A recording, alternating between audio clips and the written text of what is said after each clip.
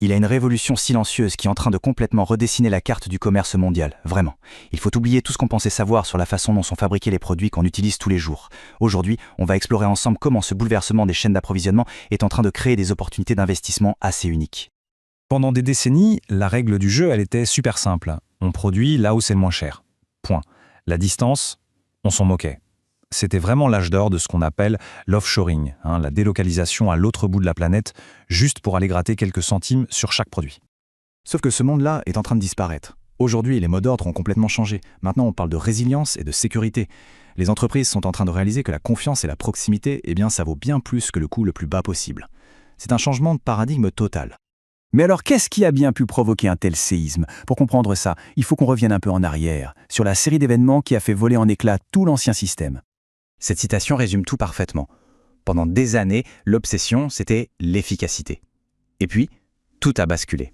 La pandémie, les tensions géopolitiques, ça a été un réveil brutal. Ces événements ont révélé la grande faille cachée de ce système ultra efficace, sa fragilité. On a découvert, un peu tard, que des chaînes d'approvisionnement trop tendues, elles pouvaient se briser au moindre choc. Cette chronologie, elle montre bien l'effet domino. En 2020, la pandémie paralyse la production mondiale. En 2021, c'est le chaos logistique. Les prix du transport maritime explosent, les ports sont complètement saturés. En 2022, les tensions politiques viennent jeter de l'huile sur le feu.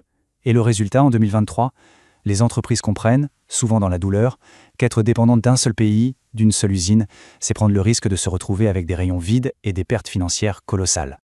Face à ce chaos, les entreprises n'ont pas vraiment eu le choix, il fallait tout réinverser. Alors, à quoi ressemble cette nouvelle carte du commerce mondial qu'elles sont en train de dessiner sous nos yeux? Le premier grand changement, c'est ce passage de l'offshoring au nearshoring. L'offshoring, c'était ce chemin un peu tortueux pour aller chercher le coût le plus bas possible n'importe où. Le nearshoring, c'est beaucoup plus direct. On rapproche la production, souvent dans un pays voisin. Le but n'est plus seulement le coût, mais de trouver un juste équilibre entre le coût, l'efficacité et surtout la sécurité. Et puis, il y a un autre concept qui émerge, le friendshoring. C'est un peu comme le nearshoring, mais on y ajoute une couche de géopolitique. L'idée, c'est de travailler avec des pays amis, des alliés fiables. On ne regarde plus seulement la carte géographique, mais aussi la carte des alliances, pour être sûr que les affaires ne seront pas interrompues par une crise diplomatique soudaine. Plusieurs vents puissants soufflent dans cette même direction. D'un côté, les gouvernements déroulent le tapis rouge avec des subventions massives pour rapatrier la production.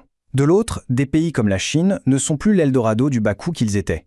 Si on ajoute à ça l'automatisation, qui rend la production locale beaucoup plus rentable, on comprend pourquoi tant d'entreprises adoptent la stratégie dite « Chine plus 1 ». En gros, on garde un pied en Chine, mais on en met un autre ailleurs, par sécurité. Bon, assez de théorie. Dans ce grand jeu de chaises musicales à l'échelle mondiale, qui sont les grands gagnants? Quels pays et quels secteurs tirent vraiment leur épingle du jeu? Alors là, attention, ce chiffre est juste énorme. 50 milliards de dollars. C'est la somme complètement folle que des entreprises étrangères ont annoncé vouloir investir au Mexique en à peine plus d'un an. C'est la preuve la plus spectaculaire, la plus concrète, que les flux d'argent sont en train de bouger massivement vers ces nouveaux pôles de production. Et voilà le résultat. En 2023, quelque chose d'impensable il y a encore quelques années s'est produit. Le Mexique a détrôné la Chine pour devenir le tout premier partenaire commercial des États-Unis. C'est bien plus qu'un symbole, c'est la preuve que les lignes de force du commerce mondial sont en train d'être complètement rebattues. Mais cet argent, où va-t-il exactement? Ce graphique est très parlant. Assez logiquement, la plus grosse part, 40%, va à l'immobilier industriel. Oui, il faut bien construire les nouvelles usines. Ensuite, il faut acheminer les marchandises, donc 30% pour la logistique et le transport. Et pour être compétitive, ces usines investissent massivement dans l'automatisation, qui prend 20%. Et bien sûr, il ne faut pas oublier les matériaux pour construire tout ça. C'est bien beau tout ça, mais concrètement, comment en profiter en tant qu'investisseur? Comment est-ce qu'on peut parier sur cette vague de fonds? Pour les investisseurs, les ETF sont souvent un moyen simple de se positionner. Ce tableau montre bien deux philosophies différentes. À gauche, un ETF nearshoring, qui mise tout sur l'Amérique du Nord, le duo États-Unis-Mexique, et à droite, un ETF friendshoring, qui joue plutôt la carte de la diversification mondiale en pariant sur les alliés des États-Unis en Europe et en Asie. En gros, c'est soit le pari régional, soit le pari global. Si on préfère choisir ses actions directement, on peut regarder les briques élémentaires de cette révolution.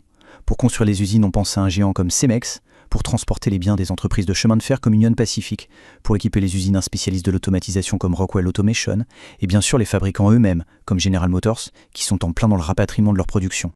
Mais attention, ce tableau ne serait pas complet sans un regard honnête sur les risques, parce que, comme dans tout grand bouleversement, il y a forcément des obstacles sur la route. Prenons le cas du Mexique, c'est un excellent exemple. D'un côté, les avantages sont clairs, plus de croissance, plus d'investissement, plus d'emplois.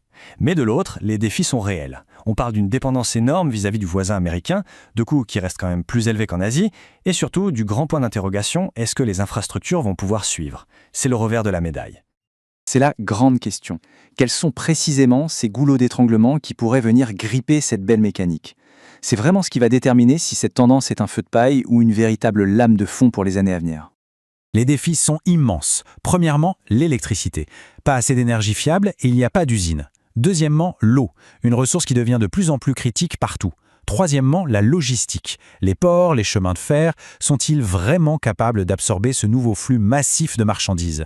Et enfin, le point peut-être le plus imprévisible, les risques politiques et réglementaires. S'il ne fallait retenir qu'une seule chose, ce serait celle-ci. Ce n'est pas juste un petit ajustement, c'est un pivot stratégique majeur. Pendant 30 ans, le maître mot, c'était « coût ». Aujourd'hui, c'est « résilience ». La nouvelle mesure du succès, ce n'est plus d'être le moins cher, c'est d'être le plus solide, le plus fiable.